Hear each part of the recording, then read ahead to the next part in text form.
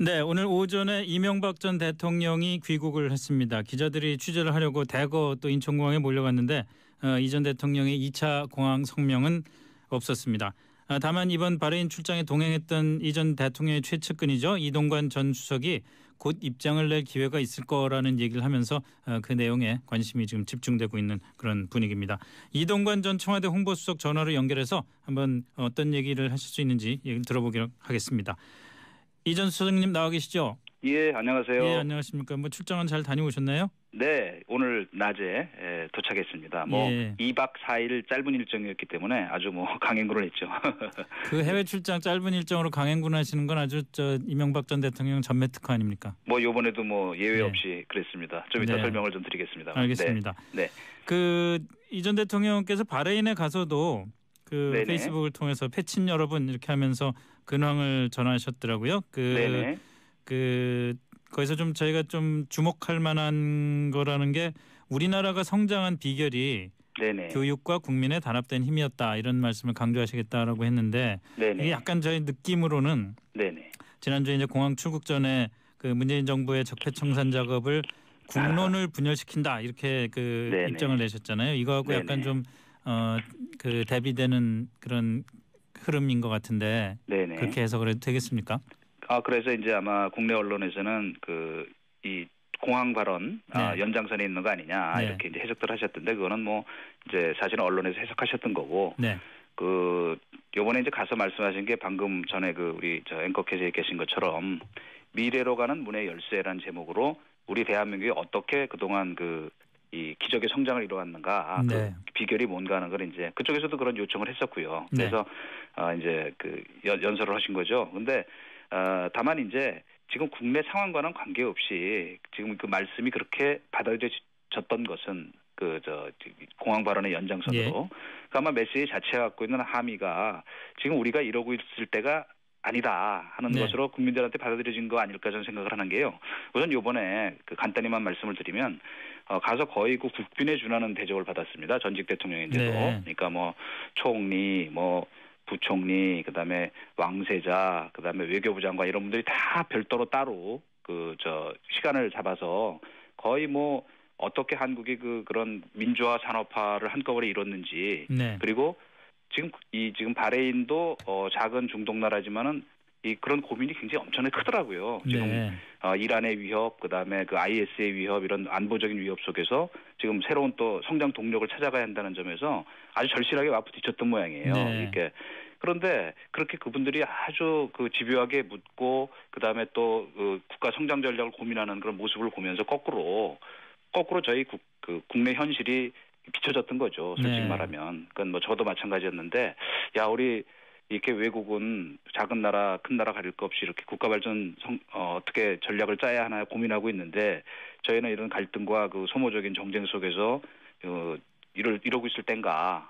그리고 더 중요한 건 뭐냐면 외국은 이렇게 우리의 어떤 민주화 산업화를 함께 이룬 기적의 성장을 자랑스럽게 보고 경탄하고 있는데 네. 우리는 오히려 스스로의 역사를 깎아내리고 과거를 폄하하고 심지어 이런 일 때문에 나가는 대통령 출국 금지하라는 그런 시위에다가 여당 대표 발언까지 나오는 네. 이런 상황에 비춰보면은 참 약간 어떤 면에서 참담하고 어떤 면에서는 약간 좀 부끄럽다 그런 생각도 들었죠. 근데 그런 것들이 이제 아마 반영됐던 게 아닐까. 그리고 요번에 강연 할 때 거기 현직 강요들이 법무, 국방, 재경, 관방 그래서 4명이나 나왔고 심지어 일본 현지 대사까지도 와서 듣고 나서 잘 들었다고 인사를 했어요. 네. 그러니까 그런 상황이었는데 지금 재단 홈페이지에 미래로 가는 문의 열쇠란 연설 전문을 올렸더니 이게 국내에서도 사실은 반향이 좀 크다고 보는 게 이틀이 채 안 됐는데 55만 건이 조회가 됐습니다. 그만큼 네. 이런 말하자면 이제 국가 발전 전략을 고민하는 어떤 리더십 에 대한 국민적 말하는 갈증도 지금 크다고 봐야 되지 않을까요? 네. 지금 현 정부는 자꾸 지지율을 갖고 이렇게 알겠습니다. 하시는 것 같은데. 예, 네네. 예. 지금 말씀하신 어떤 국가 발전을 위한 진정성에 대해서는 저도 의심할 생각은 없습니다만은. 네. 다만 이제 그렇다면은 지금 국정원 댓글 수사를 비롯한 일종의 적폐청산 작업 네네. 이게 그 정치 보복이라고 의심을 하고 계신다면은 이명박 전 네네. 대통령도 그렇고 이순 전 수석도 그러시고요. 네네. 구체적으로 이게 왜 정치 보복이다. 이 댓글 예. 수사가 예. 왜 정치 보복이라다는 구체적인 말씀은 아직까지 별로 나온 게 없고 단지 네네. 그냥 이런 댓글 수사가 정치 네. 보복성이기 때문에 아무런 그 국가적으로 도움이 되지 않는다는 말만 하셨거든요. 아, 예. 근데 이거는 이제 그렇게 뭐 자세하게 이제 그 설명할 기회가 없었죠. 그렇죠? 네, 그렇기 때문에 이제 그걸 또 설명할 기회도 있을 것이다. 이런 그 측면에서도 이제 저희가 예고를 했던 것인데 네, 간단히 말씀드리면 이겁니다. 그 저도 뭐 공항 출국할 때 그 제가 보충해서 그런 말씀을 드렸지만 잘못된 부분 예를 들면 정치 댓글 작업을 한 사안을 옹호할 생각은 정말 없는 거죠. 그걸로 예, 뭐 꼬리를 자르자는 게 아니라 다만 이게 형평과 균형에 맞아야 한다는 걸 얘기한 거고요. 제가 0.9%이 문제된 댓글 군 검찰 수사 결과를 얘기했더니 그 수치가 맞느니 틀리니 또 논란이 이루어졌던데 네, 사실은 이제 0.9%가 됐건 뭐 1.2%가 됐건 그게 중요한 게 아니라 그것이 전체가 아니라 일부에서 일어난 것이고 그다음에 그 당시에 말하자면 이 천안함 연평도 뭐 그 사건 전후에서도 그랬지만은 이제 사이버 공간이라는 게 남북 간에도 전장이거든요. 그러니까 네, 그 역량을 강화해야 한다는 건 너무 당연한 거고요. 제가 이 말씀만 더 드릴게요. 네, 사실을 기무사의 군 심리전 전단은 노무현 대통령 때 만들어진 겁니다. 2004년에. 네, 그리고 그때도 그 아직 이 사람들이 뭐 적폐청산은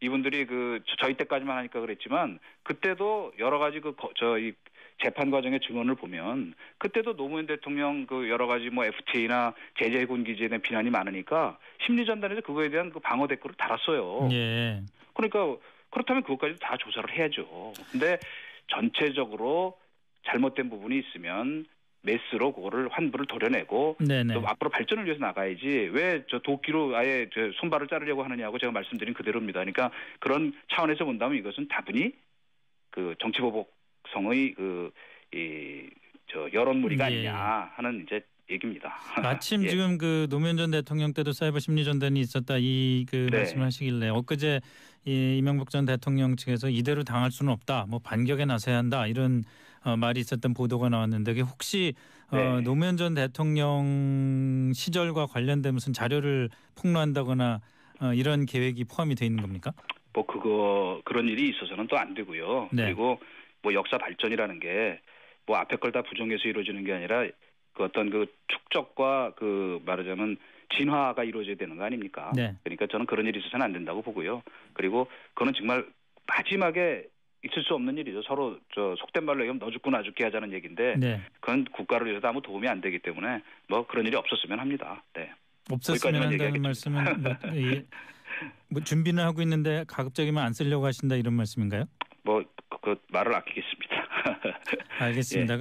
그 네. 우리 이전 수석 개인 친상과 관련된 질문 하나 좀 드려도 되겠습니까? 네네네. 네. 김장겸 MBC 사장이 이제 해임되고 파업도 중단되고 그랬는데 뭐 검찰에서 네네. 얘기 나오는 걸 들어보니까 그 뭐 예를 들어서 김 전 사장이 이동관 전 수석께서 청와대에 들어가신 이후에 청와대 인근에서 식사비를 낸 것만 해도 네, 지금은 이제 93차례가 김재철 된다. 전 사장님을 얘기하는 거죠. 아, 예, 그죠? 그분이 이제 예, 김재철 예. 전 사장 네, 예, 뭐 네, 그렇고 네, 그래서 네. 이제 MBC 전체 문제와 관련해서 이 전 수석이 좀 깊게 관여를 한 거 아니냐 이런 이제 네, 네. 의심을 사게 하는 얘기들을 하더라고요. 뭐 사실 뭐 나쁘게 얘기하면 언론 플레이를 한 것 같아요. 이게 검찰 아니면 어디서 나오겠습니까? 네. 근데 우선은 김재철 그 전 사장님하고 저하고 가까운 사이인 건 뭐 분명합니다. 뭐 비슷한 시기에 동정 특파원을 같이 했고 그러나 그것과 검찰이 그 언론 플레이란 내용은 전혀 황당한 얘기라는 건 뭐냐면 네. 제가 90몇 차례에 걸쳐서 뭐 제 식사비를 대줬다는데 우선은 아니 그 얘기는 아니죠. 그냥 예, 만난 김재철 일이 전 사장이 없어요. 그리고 그걸 예. 검찰에서 분명히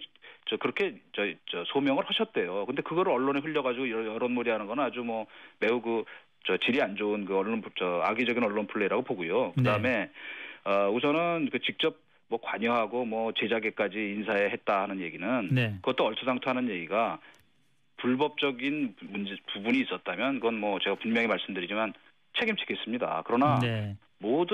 지금 정부도 마찬가지 아닌가요? 주위에 좀 얘기하겠지만 우호적인 언론 환경 조성하기 위한 노력은 뭐 누구나 다 하는 겁니다. 미국에서도 예. 하고 우리도 하고. 다만 그것이 불법이냐 아니냐의 그 부분일 텐데 지금 저 MBC 사태를 두고 일어나고 있는 지금 최근의 사태는 이것도 또 다른 적폐 아닌가요? 예. 사실은. 그러니까 알겠습니다. 내가 하면 국정정상하고 남이 하면 이 언론 장악이라는 건 좀 잘못된 게 이번에 그 김장겸 사장 예, 해임 예. 관계자 가정도 보면 그 이사들을 집가에 찾아가서 막 그 피켓 시위에서 망신 주고 직장에서 그 견디지 못하게 해서 쫓아낸 다음에 이런 뭐 저 해임 결의안을 했던데 해임 결의를 예. 그 과정을 보면 그것도 참 그 보이지 않는 손이 작용하는 엄청난 뭔가 그 저 작용이 있었지 않았을까 하는 의혹이 생기죠. 그리고 예. 그것도 또 다른 적폐로 나중에 또 문제가 되리라고 저는 봅니다. 네. 네. 알겠습니다. 뭐 몇 네. 가지 더 질문 드릴 게 있었는데 좀 시간이 모자라서 네네. 조만간 또 상황 진전되는 대로 또 한번